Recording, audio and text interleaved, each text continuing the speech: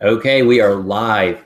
What's up, everybody? We are now live on Google Hangouts with a unique guest today from the Big Apple, the New York City icon that it is in the real estate market. And we have Michael Meier himself, broker owner of Meier Real Estate in Meier International Real Estate in New York City on the call with us. What's up, Michael? How you doing, Leighton? Thanks for having me on this call. I appreciate you taking the time for sure.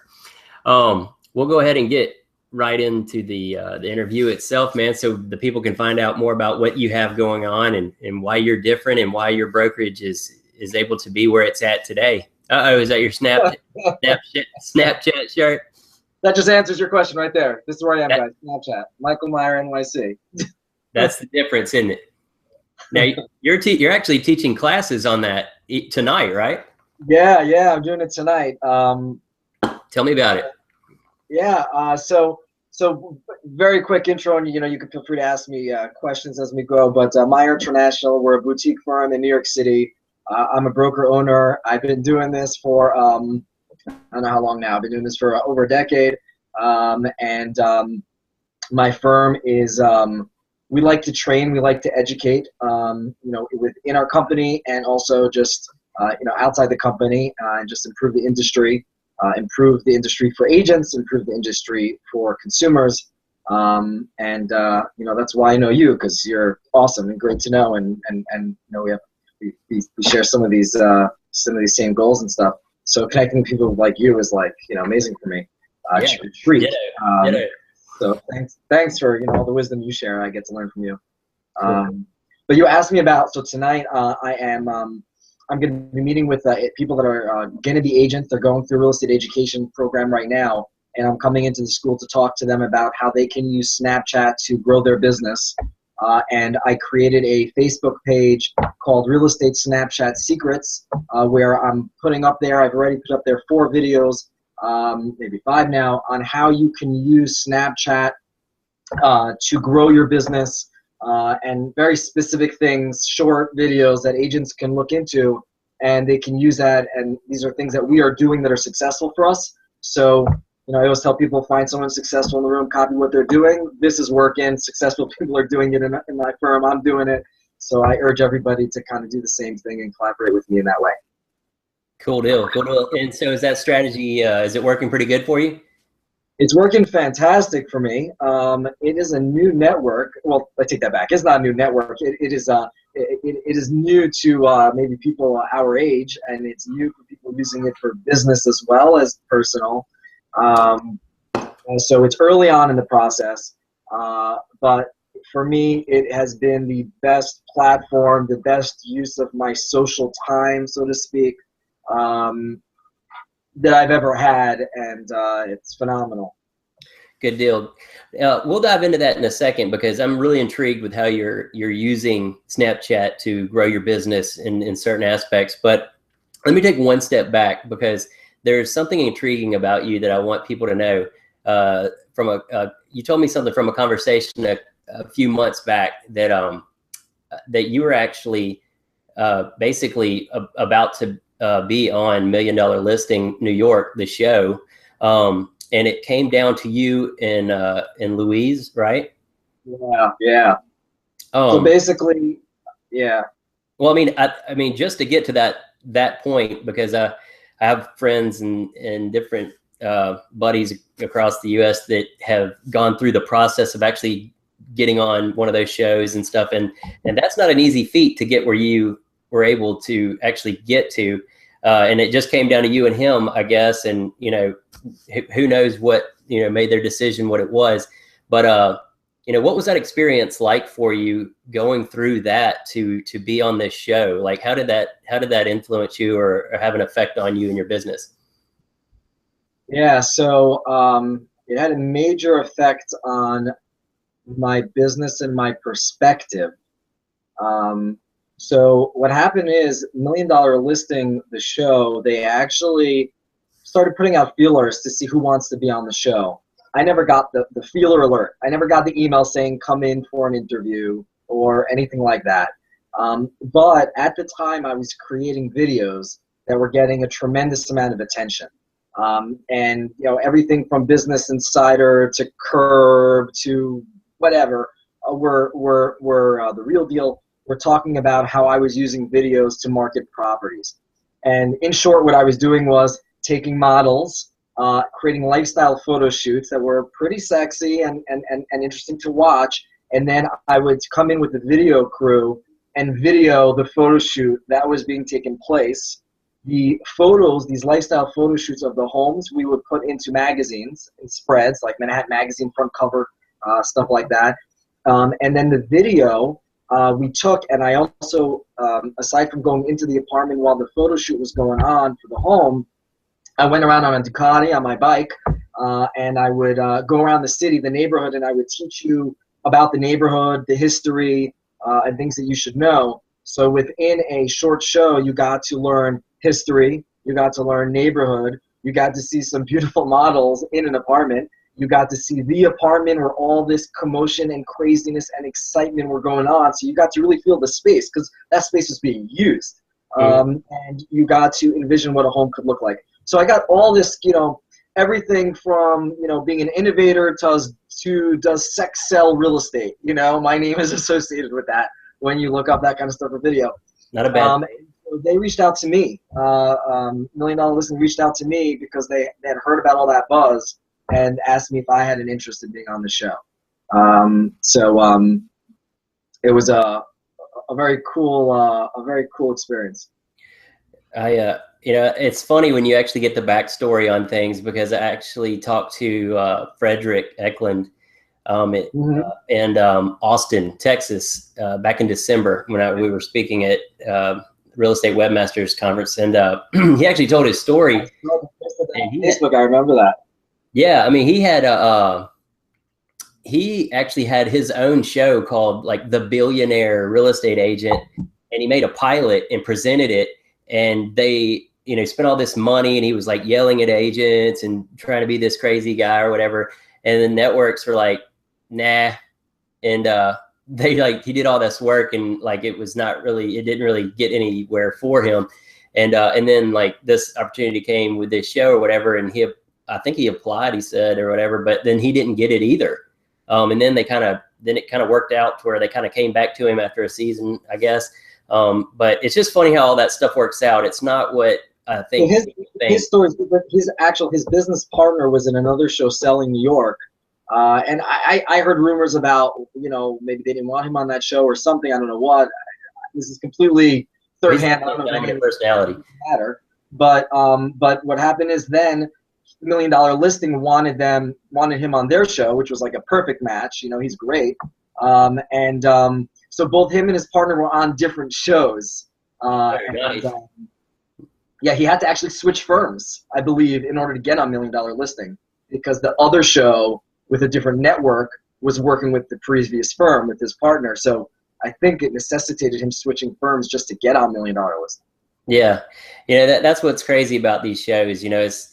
One thing I've learned in this business, the higher up you get around the big dogs that run this game of real estate in the industry level, the more you see it's not what you think it is, and there's a lot of artificial. And what we see on TV, of course, is packaged up or whatever. But regardless of all that, it is what it is. It's still relationships and working with real people and stuff. So kind of going on that angle, tell me what, you got the business up and running. You got your own deal, and that's a big thing. That's what I was always, intrigued by with you. I was like, this cat owns his own brokerage in Manhattan. That's solid. So tell me what Mint International or Meier International Real Estate is today. So we're a boutique firm. We're a firm that has spent this past year and a half building structure and support for our agents. We're a marketing savvy firm that has a really strong group of individuals who like to work together as a team. We're extremely collaborative in what we do. It's infrequent that an agent's actually working on themselves on something in our company. That's kind of who what we're about. I don't like to do things on my own, and so that's just kind of how it stems down from there.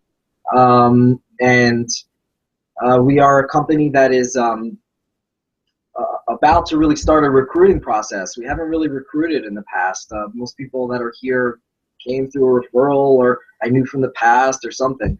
Now that we have all our systems and checks and everything is so great, and we have so much to offer. Now we're going to be going out there to get people to offer it too, and find people that fit, that fit in our family here. Yeah. What are you trying to do as far as headcount? Are you trying to double in size? Does it matter? Or are you just looking for just the good people, the A players? So I have a few different milestones that I want to be reaching. And it's, there is a headcount, somewhat of a headcount number, but that's more tied to the amount of money that needs to be brought in so that we can then do, the next steps. Like I'm quite a producer. I do quite a bit of business in the firm. My goal is not to be a producer, except for here and there when it's a close referral or something, but really to get my agents all to a very successful point, and to bring in other agents and get them to a very successful point, teach them everything that I know, get them to do what I do so that their business can grow, so money can come in from them, and that I can continue growing the firm and leading it in the direction that we want to go. So how does one succeed in real estate as an agent? What's the secret to success to be a producer in New York City? Yeah, it's hard to give that as like a what is or can you actually say the secret? Right, I don't know. You might have to go to Real Estate Snapchat Secrets and find it there. There you go. The shameless plug. I wish there was, like, on Snapchat you could put up a filter, you could put like a plug filter, like. But no, the reality is that different agents get business in different ways. Some agents are better at networking. Some agents are better at cold calling. So different agents are good at different things. It's the agent that figures out what it is that they're good at, and that is proactive with what they're good at, and has a plan, a structured plan to execute on taking their talents and turning that into contacts, relationships, and business that makes them succeed. I don't know how different Manhattan. People think, I think a little incorrectly, maybe I'm wrong, but people think that Manhattan is a completely different world in terms of the real estate brokerage business. And I think there are a lot of differences. We have co-ops here. We have board packages here. We have more expensive homes here. There's a lot of things, but at the end of the day, real estate, being an agent, comes down to finding contacts, getting them to trust you, believe in you, and work with you to help them find or sell a home. Every state has their own things. Some are contract states, attorney states, and states all have their own different things. And we definitely have things that add a lot of complications to our process. And I also think that we have things that make our process easier. I think that if you are a successful agent in one area, you're going to be a successful agent in any area. You just have to learn the game for that particular area. So like, I talk to you, for example, right? And you're in a completely different area than I do. You have a completely different price point than I do. And when you're talking, it's like knowledge bombs hitting me, It's like, wow, like you could come in here and you could be training agents. You might not be able to talk to them about how to do board packages, or you might not be able to talk to them about, farming to a building, but you understand the notion of farming, right? You understand the notion of making contacts, building relationships. You understand of going to where the people that you're trying to target are at. So if you want to be reaching high net worth individuals in the financial industry, you might go to the places where they are. Just like, in a town somewhere else where a lot of people go to church or go to a synagogue or go somewhere there, and you want to connect with those people, you're going to go there. You just, every area you can adjust accordingly. There are differences, major differences between New York City and other places, but at the end of the day, You go, you make contacts, you build relationships. People trust you, you trust them, you forge relationships. They like you, they refer you business. That's our game. You know, Yeah. that's what we're in this business for. What is the population of Manhattan now? Do you know? It's a good question. I don't know offhand what the population is of Manhattan. I can Google. Jacqueline, do you know what the population is? All right, we're doing a quick lookup over here. We're gonna let you know what the population is in Manhattan. I guess what I'm getting at is I would assume it was probably around like 7 or 8 million, probably. I could be off, but I know Atlanta was like 5.5 million, and I would think there's more people in Manhattan than Atlanta. But I've heard a couple of things. There's like there's no true MLS that everybody uses there.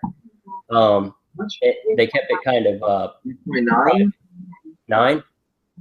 3.9 is what came up as the number of what? Of residents or owners?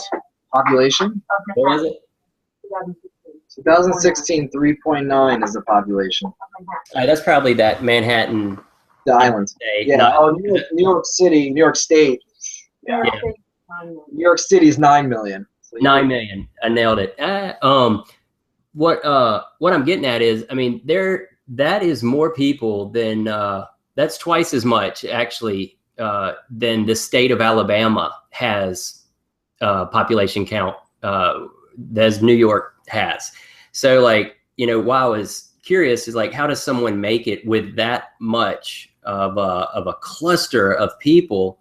I mean, basically the ability to stand out and be different, I would think, and I'm a marketing guy, but it's in my opinion, it's easier for me in my market down here because, there's just not as many people, number one. And that's a big factor because when you have so much innovation and thought leaders and money in a market like New York to come into the industry new and make a mark for yourself, I could see that being hard to do, really.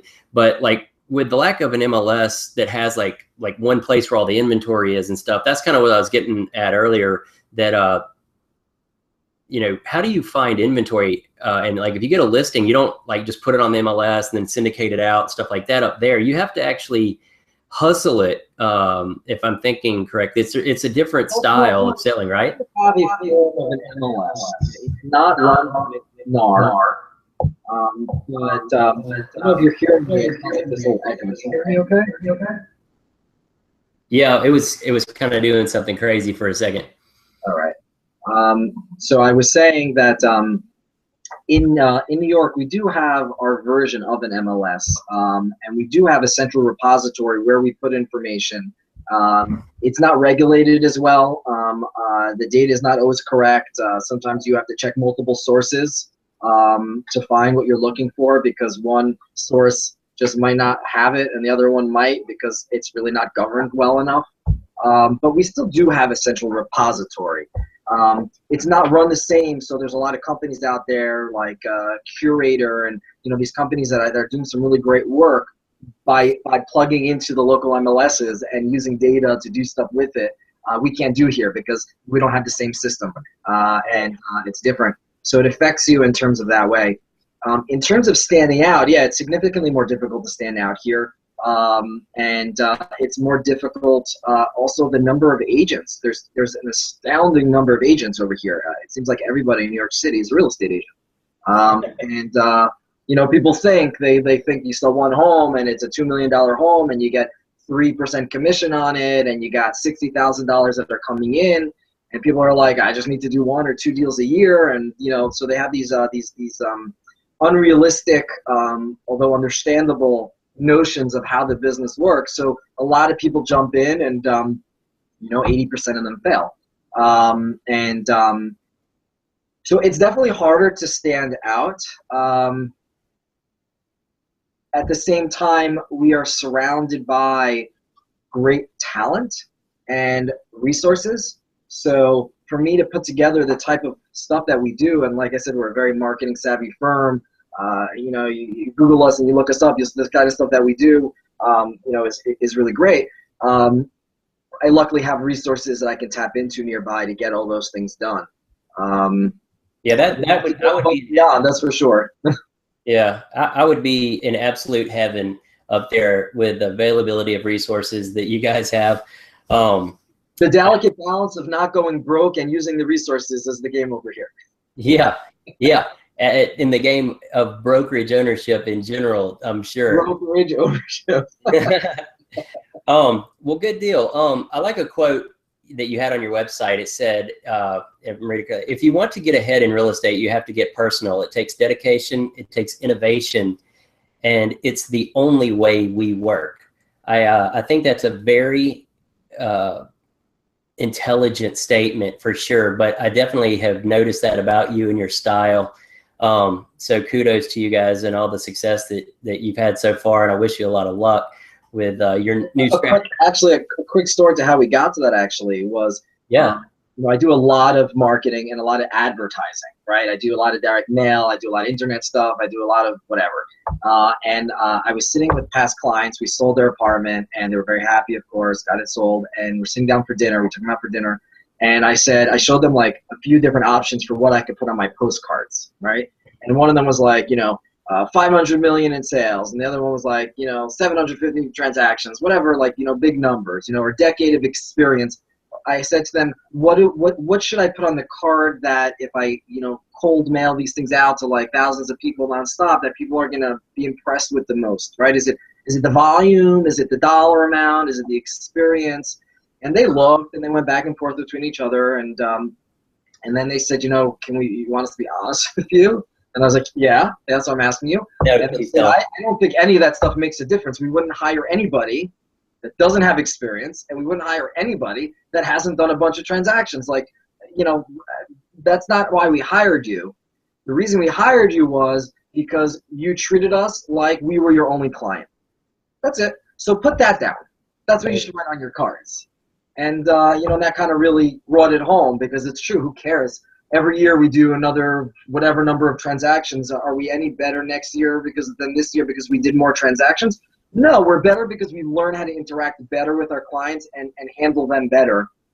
It's not really a volume game to learn that. It's really taking the time and thinking about what it is that the client cares about and what you can do for them, because they're doing one transaction usually. They don't care about the other ones you're working on. So right. That's how we got to that.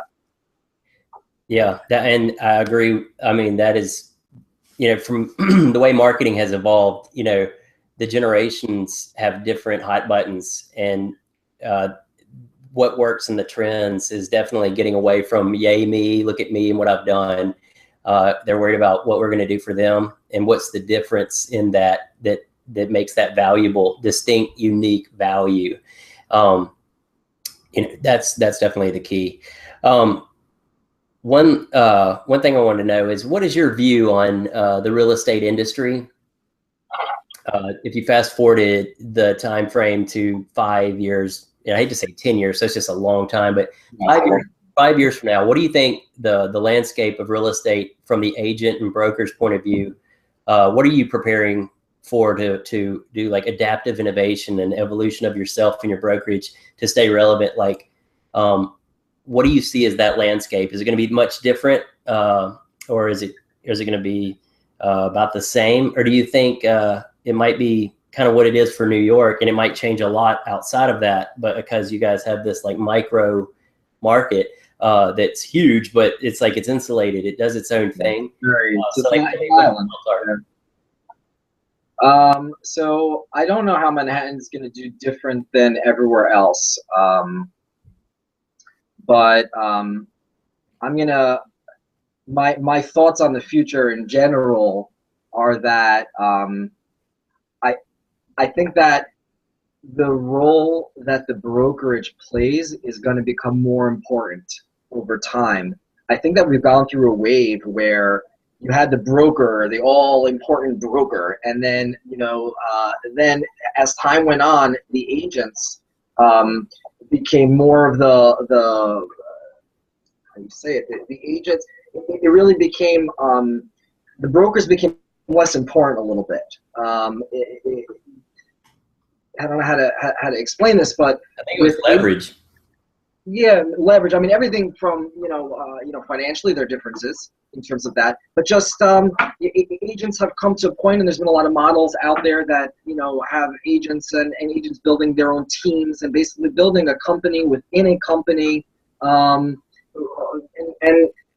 that's what's kind of happened, I don't know, for the last few years, and I think that it's going to change over the next 5 years, because I think what's happening is there's a lot of tools and knowledge that's being shared about how agents can grow their business and can achieve better results, better understanding of advertising, better understanding of marketing, better understanding of management, better understanding of, there's all these kinds of software out there, everything from transaction management to marketing management.